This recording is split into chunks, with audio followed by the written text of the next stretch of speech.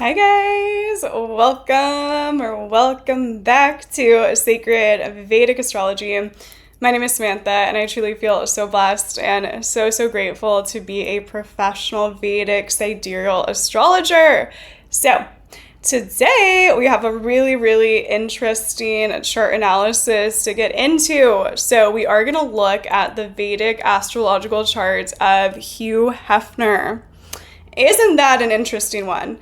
So the reason that I thought about this chart analysis is, if you guys know me, you know that I'm a very Rahu person. I love eccentricity. I love sort of unconventional aspects of life. And I'm always very intrigued by people who just lived this very strange, unconventional, eccentric sort of lifestyle. And I was thinking about who lived their life in a way that was so overtly eccentric and strange and off the beaten path, but also someone who was successful. And I thought about Hugh Hefner, and I was researching to see if we had his exact time of birth, and we did. We had excellent AA data for his time of birth. So I was like, you know what, let's go. And I want to preface this video by saying, of course, I don't agree with every aspect of his career or his legacy or his morals, right? There's been so many questionable things that have come out about him over the years, and I know there's so many women that lived in the Playboy mansion and they've been telling their stories, and I respect all of that so much, and I'm not making this video from a place of trying to agree with him as a person. I'm really making this video from a place of a case study of a chart that we can analyze, right?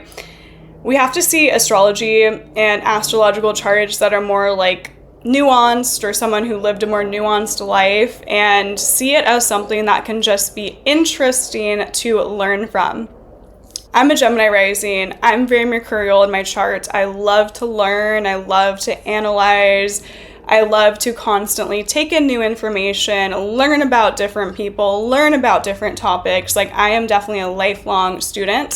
So for me to look into his chart and really learn these minute aspects of analysis of where do we see all the women? Where do we see his love for tons of women?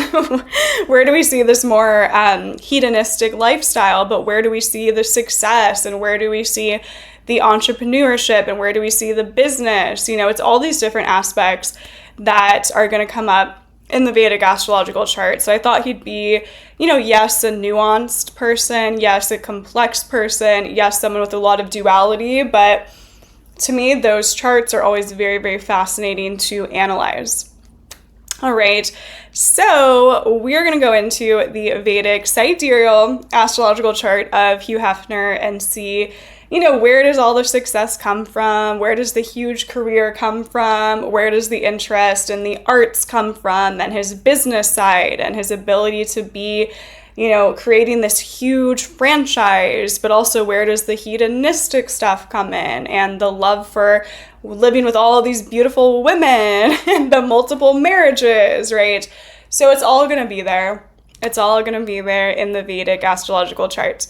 So as always, in the next screen, we're going to pull up the chart and you guys are going to follow along as I show you and teach you a little bit about Vedic chart analysis. All right, I'm really excited about this one, and I hope you guys enjoy. So let's get right into it. All right, guys. So here we have the Vedic sidereal astrological chart of Hugh Hefner. So I want to emphasize the point before we get into chart analysis that we're using this chart not to necessarily connect with the morals of this person or say that I agree with his life story or what he was doing, but it's really just a case study. So I find a lot of people in astrology, whether they're doing political predictions or whatever it is, they tend to overly identify emotionally in their predictions or in their analysis videos. And you have to learn to separate yourself a little bit from the person and just use it as a case study, right? I see chart analysis as a case study, right? If you're going to law school, they're going to give you all these different cases throughout history to study and work with and understand, how to use different aspects of your practice based on different cases, astrology is just like that, right? We're using these charts for a case study of how was the astrology unfolding in someone's life experience, right? So I don't have any sort of, connection to his morals and his beliefs, but I do think he was a very fascinating person, right? We can't deny the fact that he lived this very interesting life outside of the norms of society, and he was obviously a very talented business person, right? So I want to focus on, the duality of the chart, because there's going to be these amazing aspects for business and success and women. We're going to see all the, love for women in his chart, best believe it.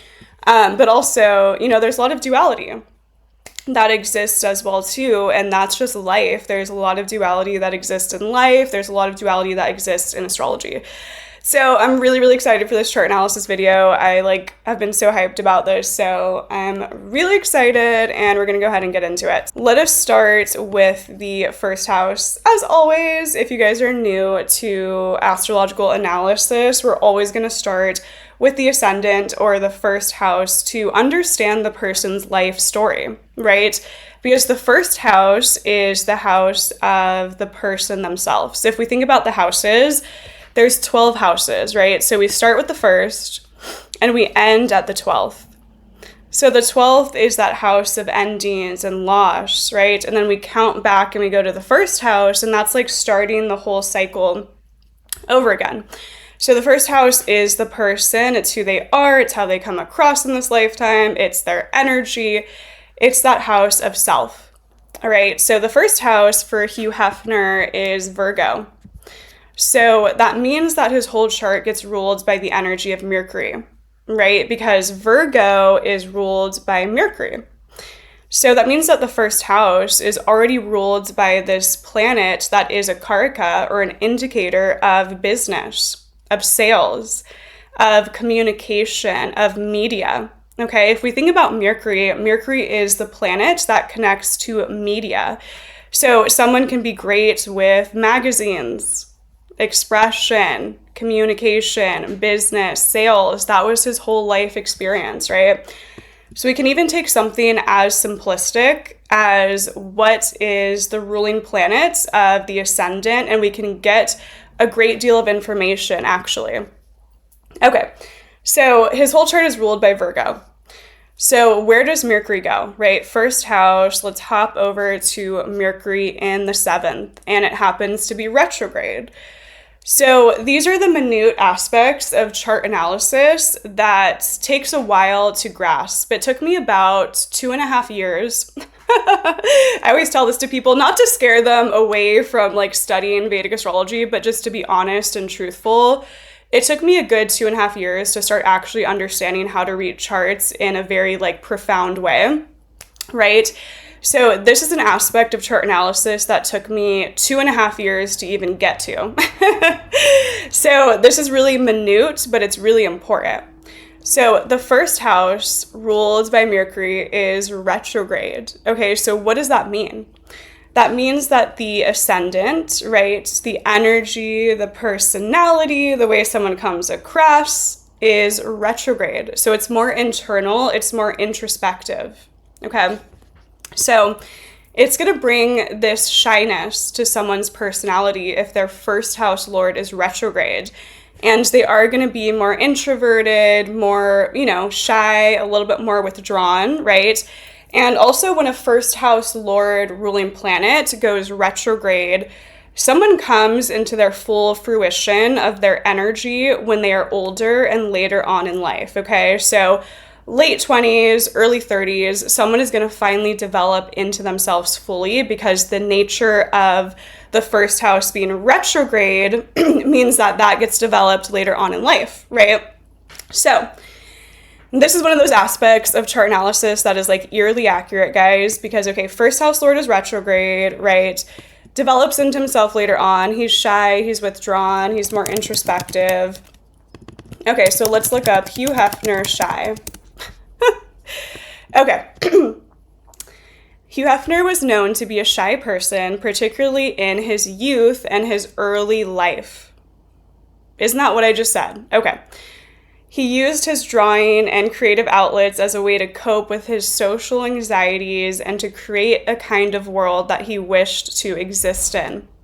While he later became a public figure later because it's retrograde and the embodiment of the Playboy lifestyle, his early descriptions often highlight his shyness and his introversion. Okay? So, first thing that I said, he's more shy, he's more introspective because his whole ascendant is ruled by a retrograde planet.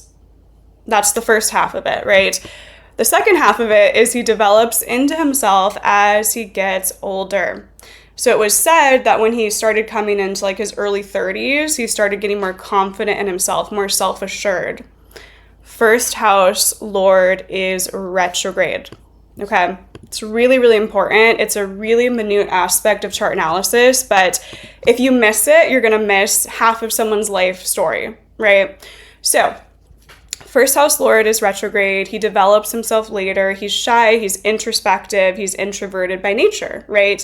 Doesn't mean that he can't be successful because he was vastly successful, but it just means that development of the personality comes a little bit later on in life, okay? First house Lord, retrograde.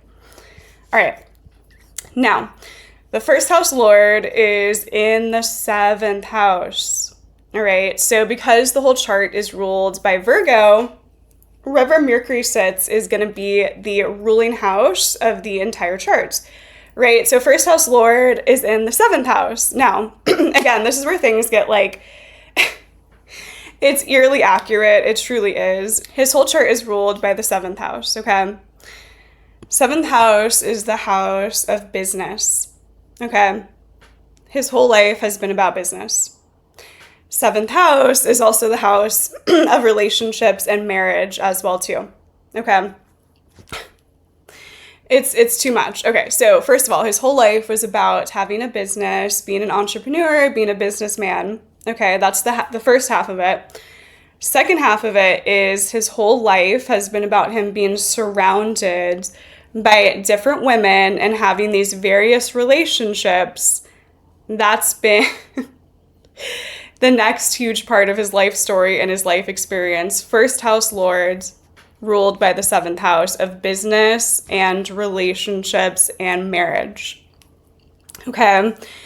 It's so funny, right? It's so funny. Okay, so the first house Lord is right here in that 7th house of Pisces. So it's retrograde, it's next to the sun. So we also get some influence of the sun as well too, because wherever the first house Lord goes, we're going to analyze like the planets next to it as well too, right? Because it's bringing that influence with the other planetary energies. So first house Lord is next to the sun. So now we get some influence of the sun. So the sun is confidence, it's leadership, it's the ability for someone to be seen. It's kind of that energy. If we think about the sun, it's similar to Mars, it's similar to Rahu.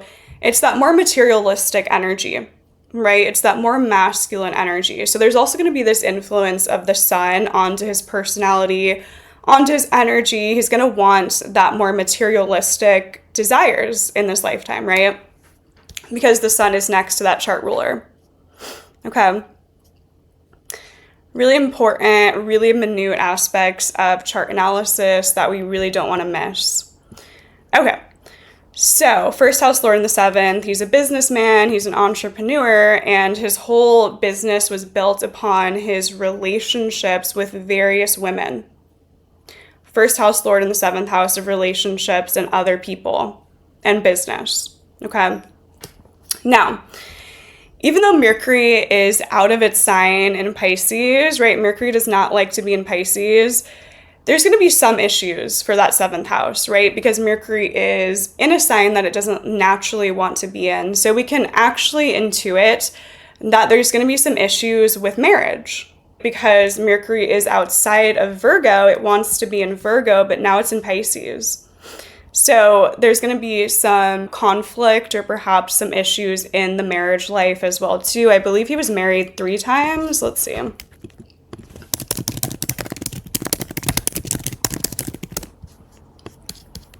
He was married 3 times, and he also had a lot of conflicts. There was, I think his most recent wife, her name was like Crystal or something. She came out and was saying all these more negative things about their marriage and their relationships. Just because the first house lord is in the 7th house does not mean that 7th house is going to be positive, right? It's just going to be a theme of the chart. So we get Mercury outside of its natural placement of Virgo, and then it's next to the sun. So sun in the 7th house is actually not a great placement for marriage because the sun is too much energy, right? If we think about the sun, it's like, it's going to burn something out, right? The sun is powerful, it's intense, it's a lot of energy. So there's always going to be an interest where the sun goes in the chart, right? So he's always going to be interested in the 7th house of business, of relationships, of marriage.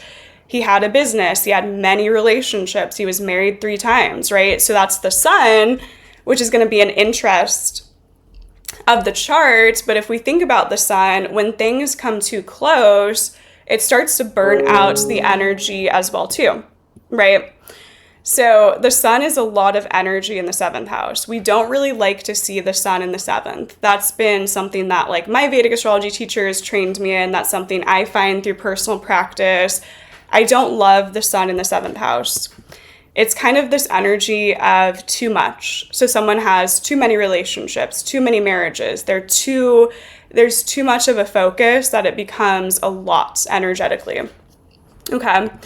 So, I mean, I would say living in a mansion with a bunch of women is too much energy in the 7th house of relationships, right? I mean, it's just so funny. It's so funny how like these aspects of astrology are just so accurate. Okay, so sun in the 7th is not a personal preference of mine. When I see, the 7th house of marriage and the sun is there, I don't love it. It's not a great placement.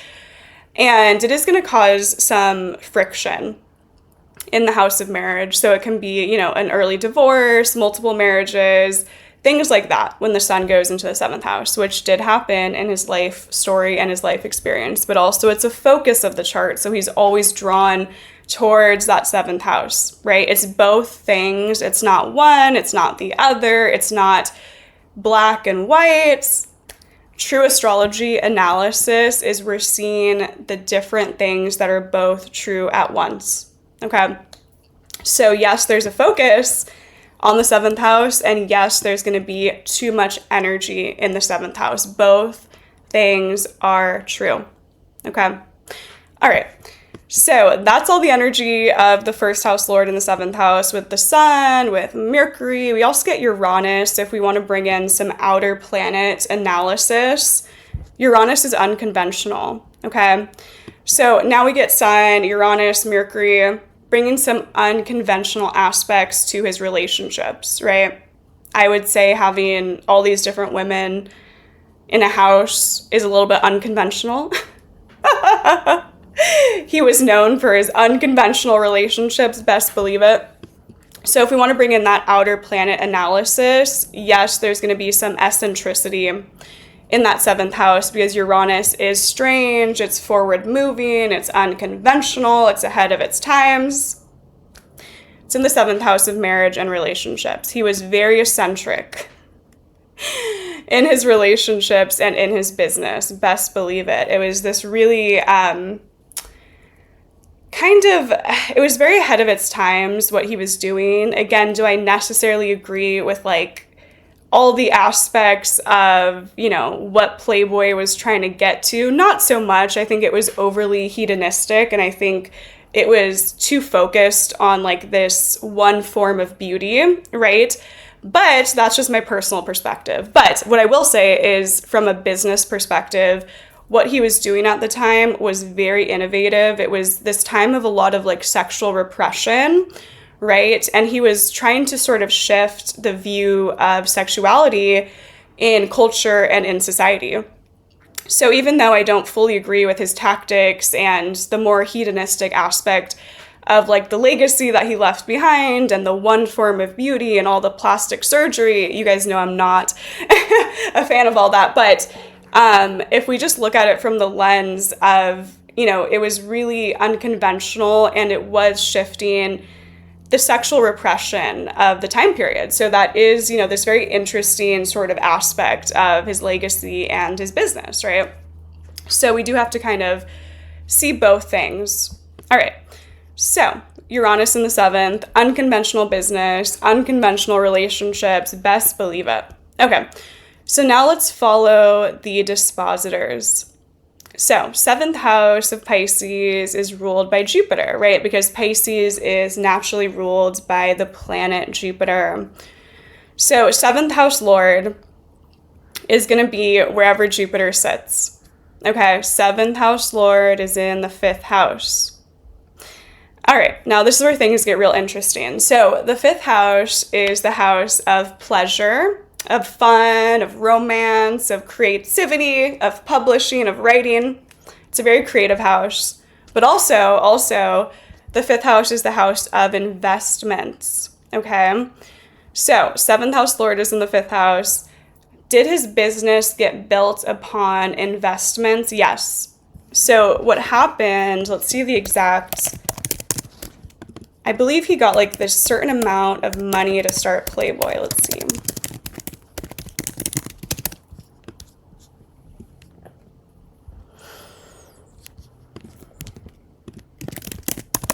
You guys know I love doing the research aspect of astrology.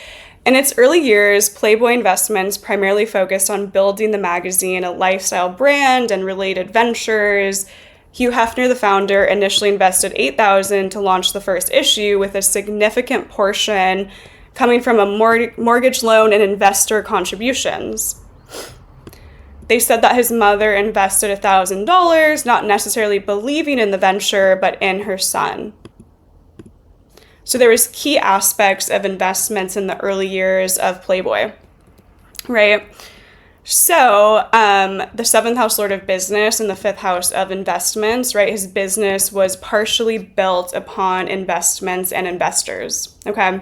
A lot of people tend to forget that the 5th house is the house of investments, but if someone has a prominent 5th house, they can actually do very well with investments. And I see charts where I get clients and I'm like, okay, their 5th house is very active. They're either creative or they are in investments and in that side of things, because the 5th house is investing other people's money as well too. Okay, so 7th house Lord is in the 5th house, investments in his business, right? But also his whole business, right? The 7th house of business and the 5th house is about pleasure, is about fun, is about romance, is about creativity, is about writing, is about publishing, okay? 7th house Lord in the 5th house. Now, another interesting aspect of this is because the 7th house Lord is in the 5th house with Jupiter, it's next to Mars, right? So that Jupiter is right near Mars, okay? And Mars is naturally in Capricorn. So Mars enjoys being in the sign of Capricorn. So we get a strong Mars next to Jupiter. So 7th house Lord is in the 5th house. Jupiter is sitting there. It's next to Mars in about, 1927. It's about an 8-degree orb of conjunction. So it's a pretty tight conjunction as well too. It's within that 10-degree orb, right? So now we get the 7th house Lord in the 5th house, investments, fun, pleasure, romance, publishing, writing, creativity. That's his whole brand. And it's next to Mars, which Mars rules sexuality. Mars is energy. Mars is drive. Mars is ambition. But Mars is also war. And interestingly enough, in his early career, he got enlisted in the military. And when he was in the military, he started drawing for the newspaper, right? So he started doing cartoons and he was drawing a lot. So he had this connection between his business and that military influence as well too, okay? That's going to be the 7th house Lord in the 5th house next to Mars. That's going to be Mars in Capricorn, a very strong Mars, okay? In the 5th house of creativity, of writing, of publishing. Guys, you can't make this stuff up. Okay, the 7th house of business is in the 5th house of writing, and Mars is a karaka, or an indicator of war and military. He started writing and drawing and all of that sort of stuff while he was in the military. it's just like these are the specific aspects of chart analysis that we don't get to in Western astrology. Okay. Really, really specific, really, really accurate. Okay, so 7th house lord is next to Mars. Now, even though we get Jupiter debilitated in the 5th house, right? Jupiter does not love to be in Capricorn. It is next to a strong Mars. So it's kind of this weighing out factor, right? Are we going to have some Jupiterian issues? Perhaps, right? He might have some issues with religion. He might have some issues with marriage. He might have some issues with philosophy or higher belief. He might have some issues with like guides or gurus or teachers because Jupiter is in Capricorn. So it is a debilitated Jupiter, right? He might have some issues with like allergies, things of that nature, but it's next to a really strong Mars. So it's a weighing out factor, right? Both things are going to be true. Okay. Now, the other thing about it is Jupiter expands whatever it goes next to, right? So Jupiter is expanding that energy of Mars. Mars is sexuality. Mars is ambition. Mars is military. Mars is that very motivated sort of energy. So he had a lot of drive. He had a lot of ambition to start his business. Best believe it. And also, we can take that meaning to the 5th house of like pleasure and romance. I mean, Jupiter, Mars expanding the house of pleasure, expanding the house of romance. Yeah, that would be a house full of beautiful women. Like, it's so funny, right? So funny. All right, so, there's this interesting aspect that we can understand that the 7th house is the house of relationships and marriage. We get a lot of energy active there. The whole chart is ruled by the 7th house, best believe it. And then we also get this Jupiter-Mars conjunction in the 5th house. Mars loves to be in Capricorn. It's next to Jupiter. It's a debilitated Jupiter, but it's a strong Mars. And it's in the 5th house, a very positive house. So we can weigh these things out, right? Also, okay, this is really, really important. So the 5th house, we get Mars in Capricorn next to Jupiter. So there's some strength to this 5th house because of that Mars and because Jupiter is expanding. But where the real strength comes into this 5th house is the Parivartan Yoga. Okay. It's just so wild to me. Like, when you see charts of people that were so successful, they're going to have these powerhouses of charts, right? Like, obviously, day-to-day clients that we see, they're rarely going to have these, like, powerhouse charts. It's just not going to happen because that's just the truth of life and the truth of reality. But when we get these, like, huge celebrities and these, like, vastly successful entrepreneurs, whenever I look at their charts, I'm just like, how is it such a powerful chart? So, like, there's always these, like, Parivartan yogas and, oh my God. Okay. So 5th house of Capricorn, we get Mars in Capricorn, right? So if we follow the dispositor, okay, 5th house of Capricorn is ruled by Saturn. So the 5th house lord is in the 3rd house, right? Now, Saturn is in Scorpio, okay? So Saturn, it's like we would look at this and think, okay, maybe the 3rd house isn't that strong, okay? Now, this is where we really have to take our time to analyze charts because the 3rd house is the house of younger siblings, okay? And he was really, really close with his younger brother, and they actually worked together. So his younger brother was a part of Playboy, right? So they worked together. They had this great relationship. They were super close. If we didn't analyze the Parivartan Yoga, we would see Saturn in the 3rd house, and we might naturally intuit that they had a strained relationship, right? Because Saturn is a malefic, it's in Scorpio, it's in the 3rd house. We have to analyze the Parivartan Yoga here. So Saturn likes to be in Capricorn, okay? Mars likes to be in Scorpio. Parivartan, or mutual exchange of energy. Okay, I'm doing this because it's like they hop between the houses, right? So a Parivartan Yoga means that there's this house and then there's this house, and it's almost as if they're exchanging planetary energy between the houses, okay? So not only do we get Mars already strong in the 5th house, expanded by Jupiter, this is a lot of energy in the 5th house of pleasures and romance and publishing and business ventures and investments and investors. Now we get parivartan between the 5th house and the 3rd house, between Saturn and Mars, okay? So now it's as if Saturn is in Capricorn in the 5th and Mars is in Scorpio in the 3rd. They're kind of exchanging energy between each other. So Parivartan Yoga is going to bring a strength to those houses and a strength to those planetary energies. Okay, so now Saturn is stronger. The 3rd house is stronger. Now Mars is even stronger, and the 5th house is even stronger because of that Parivartan Yoga. Okay, so 3rd house is also a house of publishing, of creativity, of writing, and younger siblings. So now we're getting a strength of the 3rd house. 5th house is the house of pleasure, sexuality, fun, romance, creativity, publishing, writing, business ventures, the mind. The 5th house is also the mind as well too. So now we get a strength between those two houses. And it's as if they're like performing in each other's sign. Mutual exchange. They say in Western astrology, mutual exchange of energy. Okay? So now we get a really strong 3rd house, 5th house connection. And these are the two most creative artistic houses. And Hugh Hefner actually started as an artist, right? I believe he went to art school. Let's see.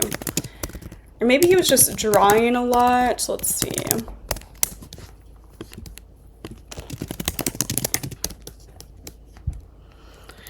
Okay, so his early career included a brief period of studying art at the Art Institute of Chicago. While not a professional artist himself, he was a strong advocate for the arts, particularly in his early years with Playboy. He commissioned artwork for the magazine and even developed a strong relationship with some of the artists that he featured. Okay, so he also did a lot of cartoons and illustrations, including work for Esquire magazine. Right? And then Playboy was a platform for artists as well too, right? And he also had a huge personal art collection. So he loved to collect these high-end art pieces, right? So, we can see Hugh Hefner as an artist, yes, who went into business, right? But there was always this creative element of the magazine. And I'm sure, obviously, if we think about like the Playboy mansion, there was all this art and it was, very like that, right? So, yes, he was also kind of naturally an artist as well too. 3rd house lord in the 5th house, 5th house lord going back into the 3rd house. These are the two artistic houses of Vedic astrology, 3rd house and 5th house, okay? Okay. Very, very interesting. All right, yeah, I'm looking at like photos of him right now. He's like holding up all this like artwork. Okay. Yeah, also it's interesting, right? So it's like he started this magazine amid the sexually repressive time period of like post-World War II. And okay, he raised $8,000 with investors. It's all just so fascinating how it just like unfolded, right? It was at such an interesting sort of time period in history, and he was really going against the grain. Okay, very fascinating. Yeah, so that's the strength of the 5th house of investors, right? His whole business was started from investors. That's the 5th house of publishing. That's the 5th house of romance, of fun, right? 5th house is a fun house. Best believe it. Also, his Atmakarika, or his sole purpose planet, is actually Jupiter in the 5th house. So Jupiter is also that very fun, freedom-seeking sort of planet. And it's in the 5th house of romance, fun, pleasure, creativity, the arts, business ventures, and intellect as well too. So he was also very intellectual. I'm not sure if we see him in that way. Let's see. He definitely had a strong mind and intellect with a strong 5th house as well too. Okay, so it says he was the polite intellectual. Very interesting. Very interesting. Yeah, he popularized non-mainstream ideas in philosophy, psychology, politics, and cultural studies. I like this article that says he wasn't a saint, but he was a revolutionary. Because we see that in the chart, which we'll get into. That's going to be the influence of Rahu in his chart as well, too. Okay. We've already unraveled so much of his life story, right? These are the minute aspects of Vedic astrology that we're gonna not want to miss because we're gonna miss so much important information. Vardhan Yoga, right? First house lord is retrograde, all of these minute aspects. Okay, so next thing I want to analyze is where do we see his sort of overindulgent personality, right? Because I would say living in a mansion with tons of young, gorgeous, beautiful women, parties every week, is a little bit overindulgent. It's a little bit hedonistic. So I also wanted to analyze that more hedonistic aspect of the chart as well too, because it's very specific, right? When we see these people in history that are more so drawn to the drugs and the alcohol and the parties and I want to live life so freely and I want to enjoy life, there's going to be specific astrological signatures that we're going to find in the chart as well too. So. The first one is going to be the Venus-Moon conjunction, best believe it. So I did a previous video analyzing Venus when it aspects the moon. Okay, you guys should go watch it. I have the Venus-Moon opposition. And I relate so much to this aspect in astrology. It's like really, really accurate to my entire life story. So we'll get into it. Okay. So first of all, Venus is a karaka for women. Moon is a karaka for women. So when a man has Venus, Moon together or opposite aspecting each other, women love them. Women love them.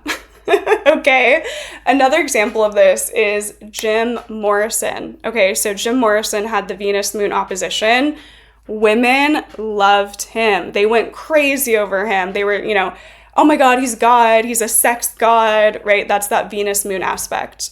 It creates this love for men from women because it's two karakas of women.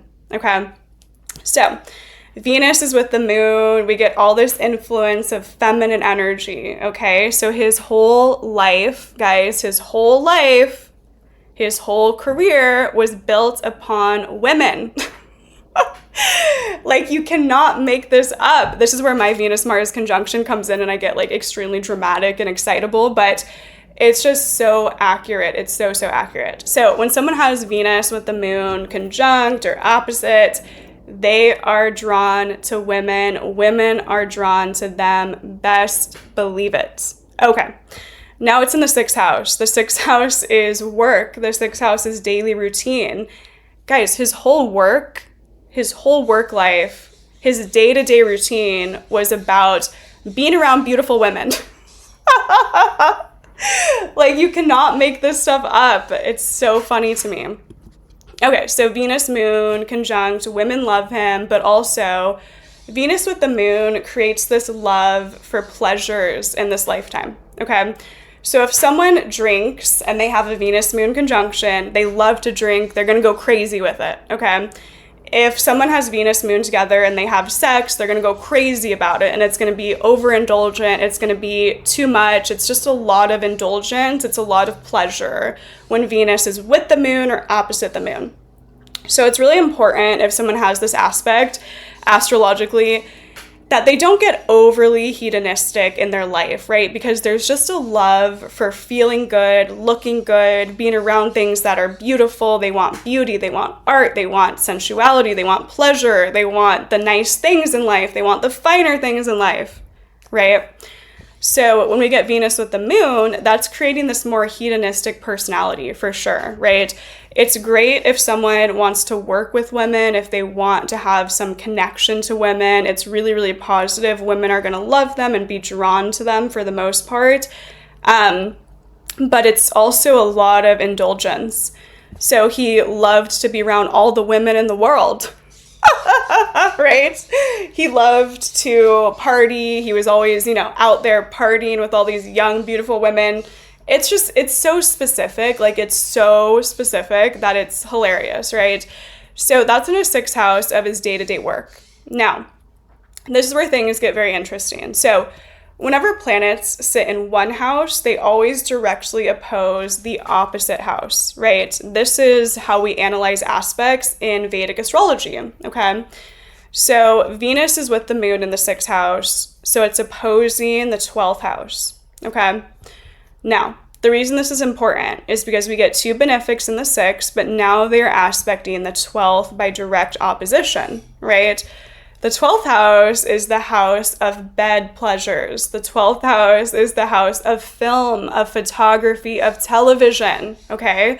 So now we get these 2 benefics. Now we get this influence of karakas for women onto the 12th house of bed pleasures, film, photography, and television.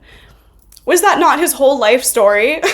Like, it's just so funny. Like, Venus, moon, women, pleasures, beauty, romance, onto the 12th house, bed pleasures, sexuality, film, photography, television. That is Playboy. That is it, right? That's it right there.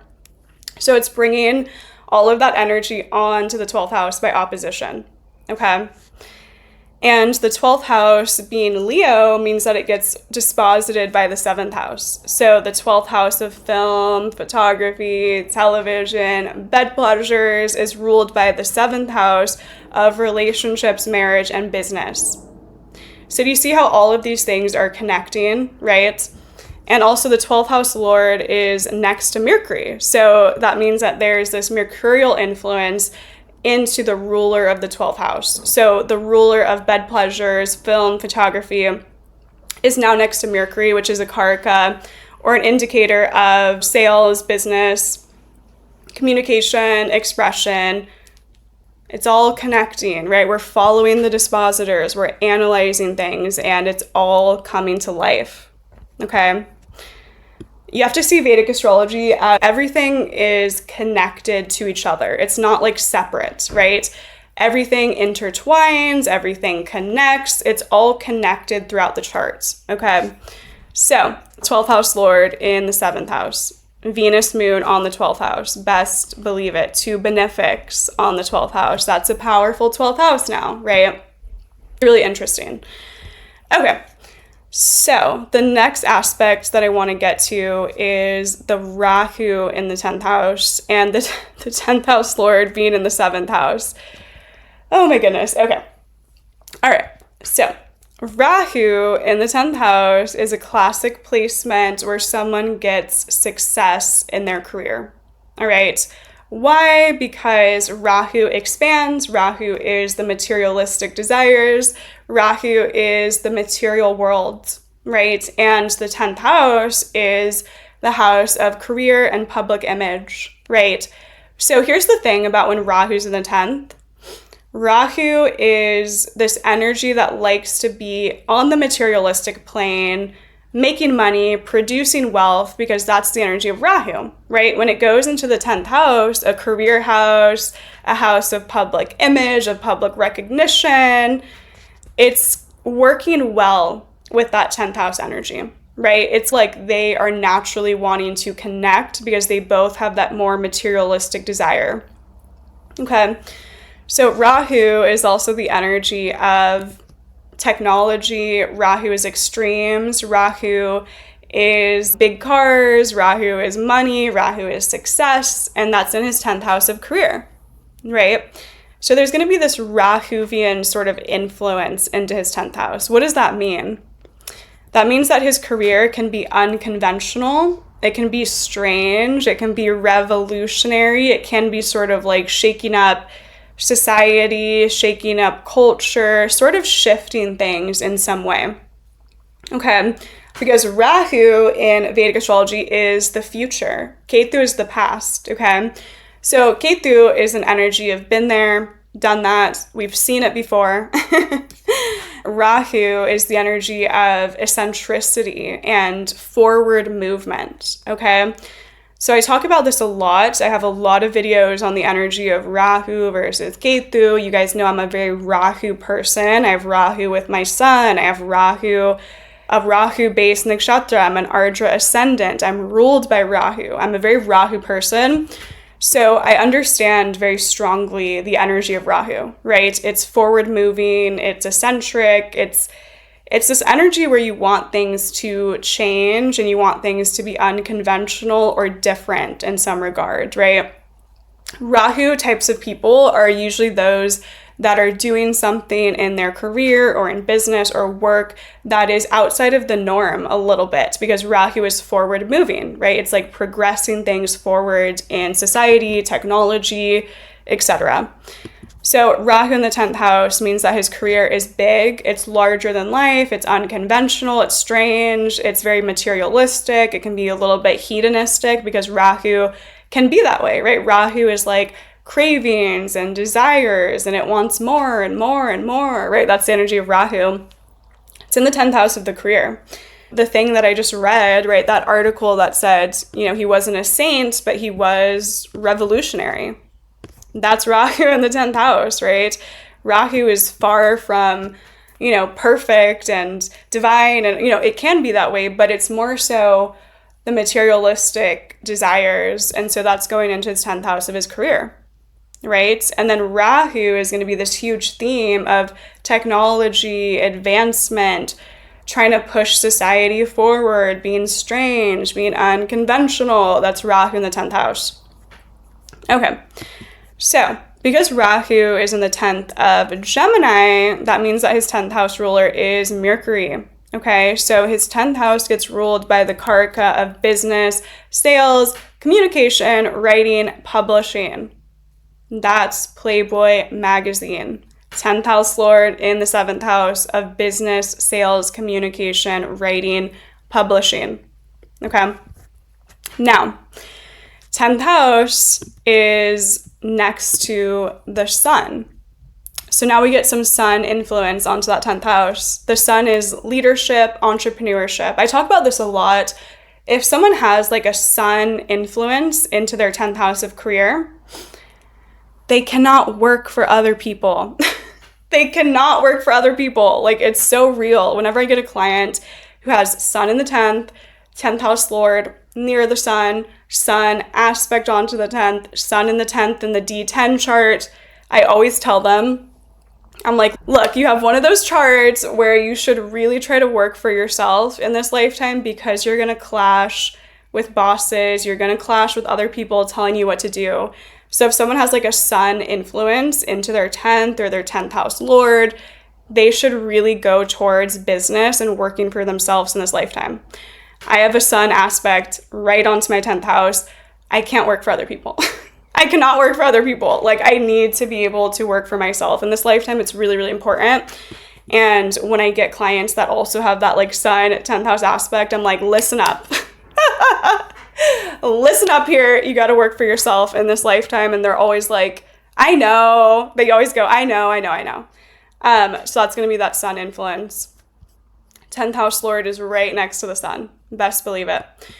Okay, so another interesting aspect of this is the 10th house lord is in the 7th house again. Okay, so the 10th house is ruled by the house of business. Yes, 7th house is business partnerships, but the 7th house is the house of relationships and marriage. Okay, his career directly connected to his relationships with other women and his multiple marriages. 10th house lord in the 7th house. There it all is, right? See how we have a lot of energy going back to that 7th house, getting disposited back to the 7th. There's going to be a strong theme there. Okay. All right. So when we talk a little bit more, I want to go back to the more like hedonistic aspect of the chart, because that's going to also be this. So it's Venus moon, right? Venus moon conjunct or opposite. Love for pleasure, love for beauty, love for sexuality, love for women, love for indulgence, a love for drugs, alcohol, sex, all of that. But also, now we get Rahu in the 10th house, which means that it's aspecting 1, 2, 3, 4, 5 second house. So it's expanding money, expanding financial endeavors, okay? 6, 7, 8, 9, and now Rahu is on to the moon, and Rahu is on to Venus. All right, so when Rahu aspects personal planets, we get this more Rahu energy about them, okay? The moon is women, Venus is women, Venus is the arts, right? So we get this Rahu aspect onto these planetary energies, which is bringing like Rahu towards those planets. It's almost acting like a conjunction, okay? So that means that Rahu's on Venus, it's expanding his love for women again. Again, these are like the minute aspects of chart analysis that are going to take years to get, but once you get it, you're like, oh, now I get it. So Rahu's expanding the moon, it's expanding the masses, right? He's going to have some connection to the public, some connection to the masses. It's on Venus. He's going to have some connection to art, creativity, and women, and pleasures, and beauty, right?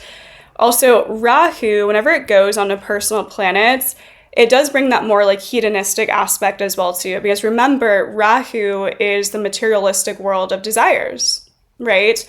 So when someone has a very Ketu dominant chart, if they have Ketu with all these personal planets, Ketu aspecting all these personal planets, those are the charts of people that they more so want to be like subdued and hidden, and they don't really like to indulge in things. And, you know, that's more of that Ketu energy. They're kind of like more withdrawn in their energy. Rahu is like,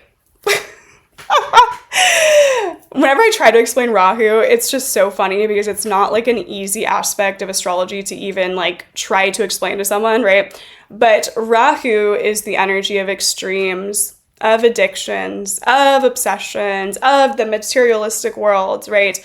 So if we're going to get this like legacy and this whole magazine and this whole brand lifestyle that was based on beautiful women, tons of women, partying and sex and drugs and alcohol, we're going to get Rahu's influence onto personal planets, right? That's going to be Rahu in the house of career and public image, but that's also going to be Rahu onto the moon and Rahu onto Venus, two karakas for women, and also an energy of the arts, right? So I also have a video on the Rahu-Venus conjunction and what that brings about into someone's life experience, and having Rahu aspect Venus by its 5th or 9th aspect is creating a similar energy to the Rahu-Venus conjunction, okay?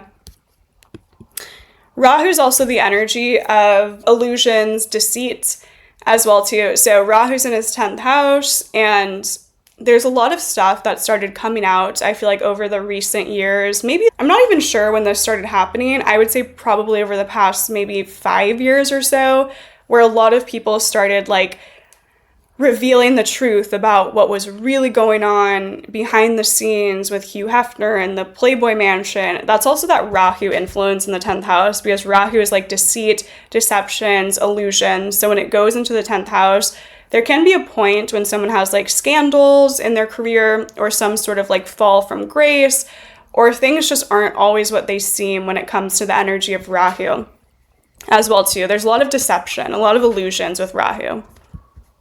Okay, so Rahu is that more materialistic desire. It's hedonistic. It's, you know, expanding all that materialistic stuff, and it goes onto Venus, onto the moon. Okay. It's also interesting because having 2 benefics in the 6th house is actually going to be positive for his health. And I feel like he lived to be pretty old based on his like more, you know, fast-paced sort of like hedonistic lifestyle. Let's see.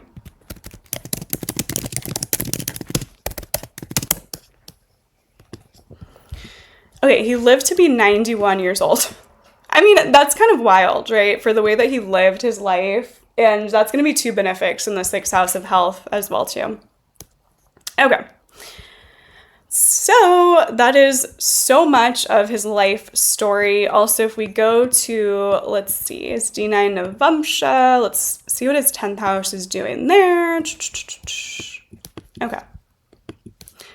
This is a personal sort of method of analysis. I always look to the 10th house in the D1, the D9, and then the D10. So I look to those 3 charts, and then I come to a general consensus of like what all the different charts are showing me when it comes to career. So Some astrologers only use the D9 for like spouse or marriage analysis because the D9 is the, marriage chart.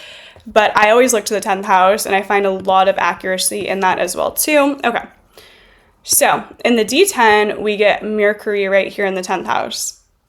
Mercury is communication, sales, business, technology, writing, publishing. That's his whole career, right? And the 10th house ruler is in the first house. So 10th house ruler in the first house with Venus sitting there. Okay, so 10th house ruler in the first house means that his career is built upon himself. It's built upon his image. It's built upon who he is. Guys, quite literally, Playboy was built upon him, his image, and who he was. And how he lived his lifestyle, right? And then the 10th house ruler is also next to Venus. Venus is the karaka of beauty, women, pleasure, and the arts. Best believe it. Okay. So that's really his whole career right there. And there it all is. Okay. Now also, let's see, Jupiter is in the 5th. 1, 2, 3, 4, 5, 6, 7, 8, 9. He also does get a Jupiter influence onto his ascendant. So he gets some of that Jupiterian, like positive, ability for someone to be seen. Jupiter aspecting the first house or in the first is really good for someone to be like seen in this lifetime as well too. And then we get Sun and Mercury aspecting the first because it's in direct opposition, right? So then we're getting Sun onto the ascendant, Mercury onto the ascendant, Jupiter onto the ascendant. So that's a lot of planetary energy going on to his first house, right? We get Jupiter there aspecting, we get the Sun aspecting, we get Mercury aspecting. So there is also a lot of energy going on to his ascendant, which is going to give that ability for him to be seen in this lifetime and be like that public figure, right? Because he also was really like a public figure. A lot of his business was about him, about how he showed up in the world, how he lived his life, his lifestyle, essentially. And he was on that TV show for a while, which I always forget the name of it, but I feel like you guys are going to know what it was called. So very, very interesting with all that planetary energy going on to the first as well too, right? We get Sun, leadership, being able to be seen, confidence, ego, Mercury, business, sales, communication, Jupiter, expansion, an ability for someone to be out there in the world. So we also get a lot of energy onto that first house as well too. All right, so I'm trying to see if there's anything else I want to bring up in chart analysis. I mean, this is one of those charts where it's just like, it's so accurate. It is so, so accurate. And it's these very minute details of chart analysis. Okay, so this is also interesting. So Jupiter Mars conjunct in the 5th house means it's going to directly oppose the 11th house, right? And that will be Jupiter going on to Cancer, which it likes to be in. So there's going to be a positive Jupiterian influence onto the 11th house.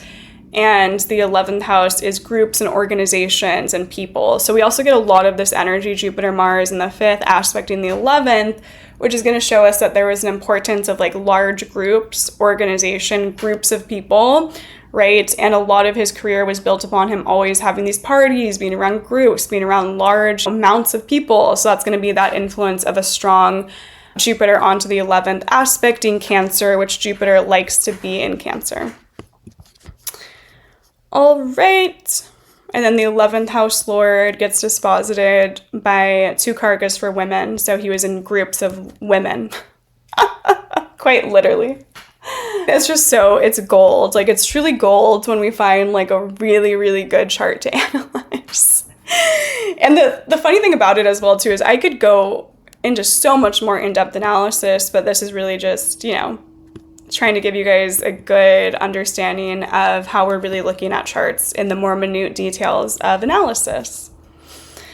All right, so again, I want to emphasize the point that I'm not making this video to say, oh my god, I'm a huge fan of of Hugh Hefner and I agree with everything he did in his lifetime. No, but his chart is truly so amazing to look at this really unconventional lifestyle that he lived, right?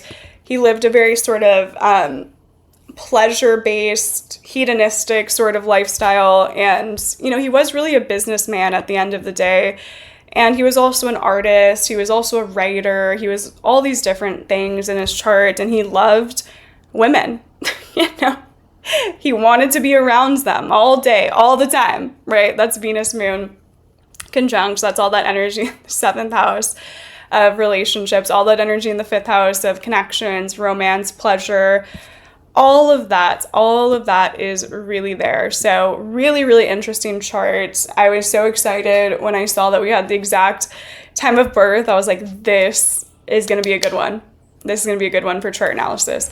So I hope you guys enjoyed. I had so much fun with this video. I was like getting so hyped up before. I get so excited when I'm doing chart analysis videos that I feel like are going to focus on something a little bit unconventional, right? Because again, I'm very Rahu. I love anything unconventional. And that's the thing about it, right?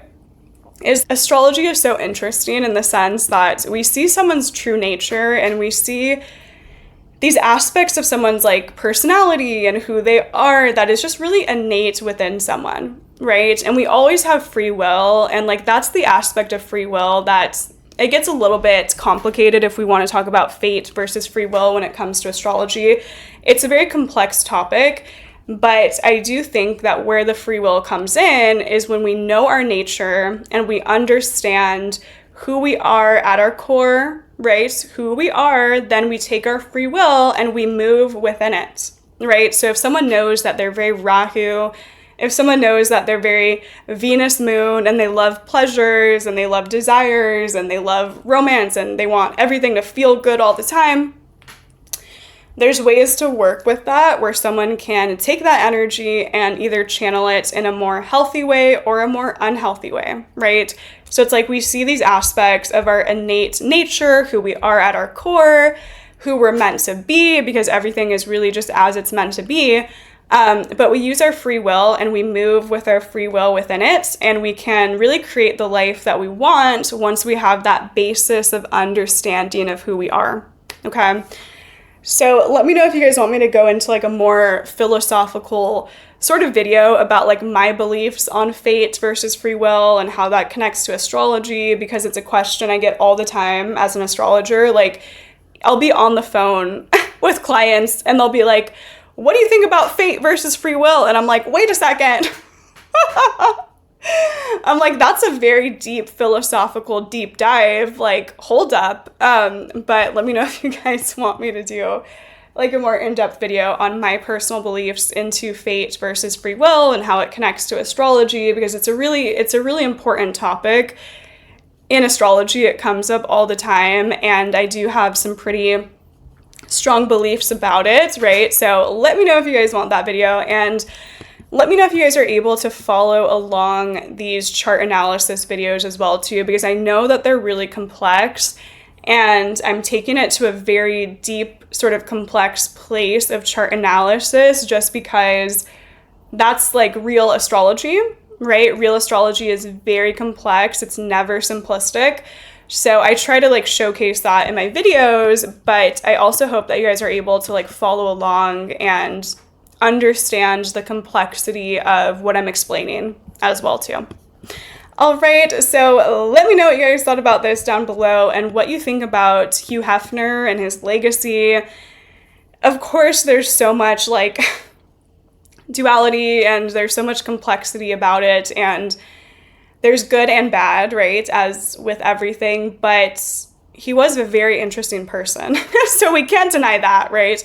And he was really having this revolutionary aspect of, business and what he was doing at the time period. Again, my sort of stance on it is it was overly hedonistic for me, and I think it was like putting things too much into these boxes of beauty and beauty standards. And I think what would have been really powerful is if, the Playboy magazine or the Legacy really brought in these like different unconventional types of beauty. I think that would have been like a really cool way to develop it, but who am I to know? Who knows? But anywho's, this was the chart analysis of Hugh Hefner, really iconic person to analyze the astrology of.